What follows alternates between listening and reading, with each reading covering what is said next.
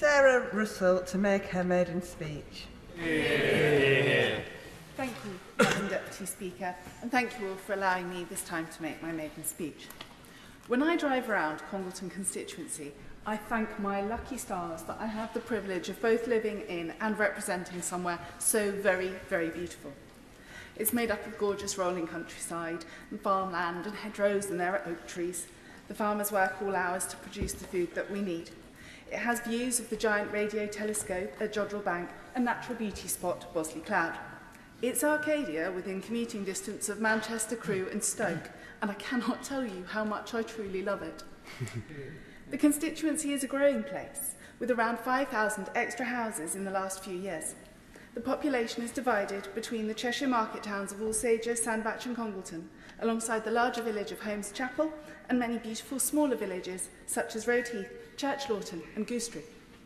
There can be few more idyllic spots in the country than sitting outside the Swettenham Arms next to the Lovell Arboretum, overlooking St Peter's, the archetypal village church. Though each town and village has its own unique character and history, the joys and challenges experienced by the families who live there are often remarkably similar. These include families whose children have special educational needs and disabilities, and who often face extensive challenges getting the diagnoses and support that they need. These families need our help, and I will do everything I can to assist them. I've been pleased to hear the Prime Minister referring in this chamber repeatedly to these difficulties, and I'm confident that he will help us too. There are also families who will benefit from Labour's potential review of shared parental leave. 54,000 women a year lose their jobs when they are pregnant or on maternity leave. Women actually out-earn men in their 20s. The gender pay gap is in many respects actually a motherhood penalty. Men taking longer periods of paternity leave is a way that we could normalise parental leave and potentially reduce these problems, and I'd like to thank the government for starting the consultation on this imminently. I'd like to pay tribute to campaign groups such as Pregnant Then Screwed, Rights of Women, Dad Shift, Parenting Out Loud and the TUC and trade unions, who are all doing incredible things in this field. There are also many homeowners in my constituency who have been affected by leasehold and fleecehold problems. They will welcome our planned reforms on these issues, and I intend to contribute to this. They also include older people, often the backbones of our community, who are providing childcare for grandchildren and often volunteering at the same time. But sometimes they're doing so in avoidable pain whilst on NHS waiting lists that are too long. These are just a few of the issues that I intend to apply myself to as MP for Congleton. Madam Deputy Speaker, I'd like to take you now back into Congleton's history. Congleton itself is known as Bear Town. The reason for this is that there is a local story that in the 1600s, the town saved up to buy a new Bible. Shortly after this, and before the summer fete, the local village bear died. So the townsfolk agreed that rather than buy their Bible, they would postpone the purchase and get a new bear with the money instead. Very wise. Very wise. Congleton is a very entrepreneurial place across the whole constituency, and many of our small businesses feature references to the bear. It's also in our local iconography everywhere. We have the Beartown Tap, Beartown Beer, and the bear features pretty much everywhere. As does our fantastic statue of Elizabeth Woolstonecombe Elmy, which was lobbied for and fundraised for by our local feminists. Elizabeth, who based herself in Congleton from 1874 until her death in 1918, played a significant role in the women's suffrage movement, founding the Women's Social and Political Union and campaigning for women's education and voting rights. I hope I shall be thinking of her often in this place. Another of our most famous local figures, although quite different, is Harry Styles, whose hometown of Holmes Chapel is now a point of pilgrimage for his fans. I'm sure everyone is sorry to hear today of the death of his former bandmate Liam Payne, and we would all want to extend our condolences to his friends and family. Local people have set up a walking trail associated with Harry Styles. If anyone fancies it, I would strongly recommend following it with a stop in any of our local independent businesses on Holmes Chapel High Street, and probably include a drink at the George and Dragon or the Bottle Bank, or both. Both publicans, I know, do a lot of voluntary work within our community. That's common in my constituency, and I know many of yours as well. Whether it's coaching football at Vale Juniors or many of the other community sports clubs, there are too many for me to list. Planting trees and conserving and maintaining our woodland and footpaths like the Sandbach Woodland and Wildlife Group and the similar group in Congleton. Helping young people through uniformed groups such as Scouts, Guides and the various Air Cadets, of which some I've visited. Running schemes to support men's mental health, such as Goosetree Community Shed, Holmes Chapel Men in Sheds, or the new Sandbach Men Walking and Talking Group, or even a whole community energy power plant, our Congleton Hydro. We have the most amazing set of citizens.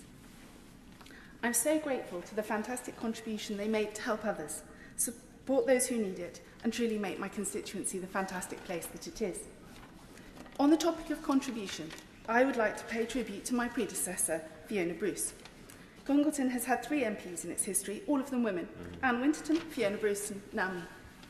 I know many Christians in the constituency and beyond appreciated Fiona Bruce's advocacy on behalf of the religious community, both in the UK and internationally, in her role as envoy for religious freedom. We have many active local church groups in our community, and they contribute a great deal and very varied set of support.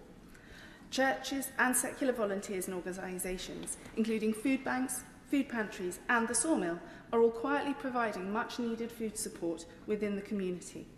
They do this to a far larger number of adults and children than the apparent affluence of the area would superficially lead one to expect.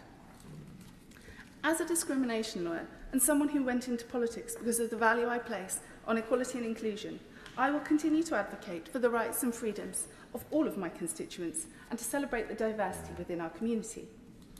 In this regard, I want to particularly mention the One World Festival in Alsager, which I attended recently.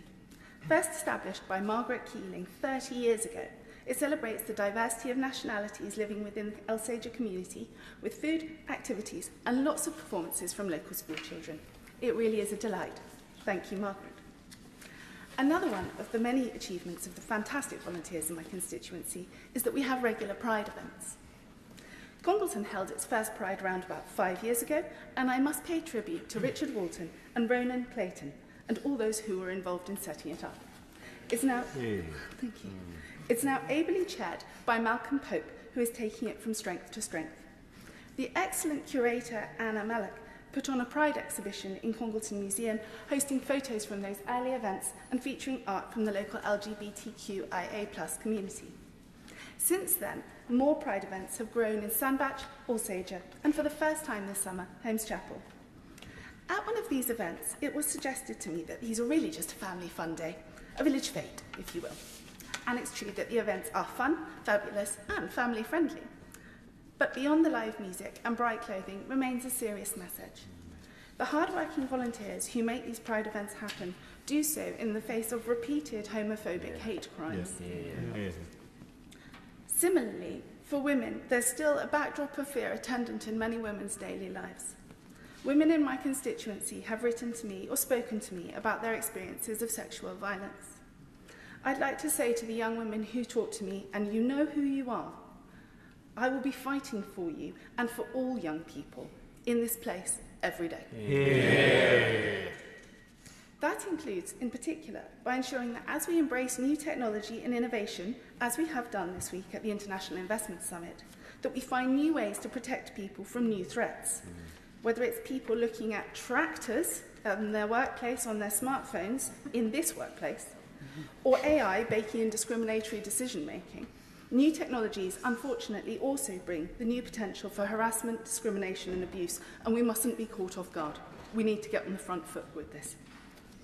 My constituency has a long history of developing new technologies. The constituency boundary bisects the site of Jodrell Bank, the amazing radio telescope. Sandbach was the proud home of ERF and Foden's trucks, with the first Foden traction engine built in Sandbach in 1881, and that was later followed by production of heavy goods vehicles for 150 years. The history and heritage of Foden still runs through the blood of the town, with the annual Transport Festival and its incredible parade of vintage trucks, wagons, classic cars, and there's even the odd plane on the common. And of course, born out of the works in 1902, I have to mention that my constituency is home to one of the world's leading brass bands, Foden's Band, who have twice won and twice come runners-up in the National Brass Band Championships of Great Britain. I will work across this house to stand up for the incredible, entrepreneurial, community-minded people and businesses of the beautiful place that is Congleton constituency. And lastly, I'd like to say some thank yous. Thank you to the volunteers who helped me to get here and continue to support me. I am very grateful. That includes those from the Labour Party, and I also want to make a special mention of the Fabian Women's Mentoring Scheme. Finally, thank you to my adored family who are in the gallery today. When I'm in Westminster, I miss you so much. I hope I do all of you proud.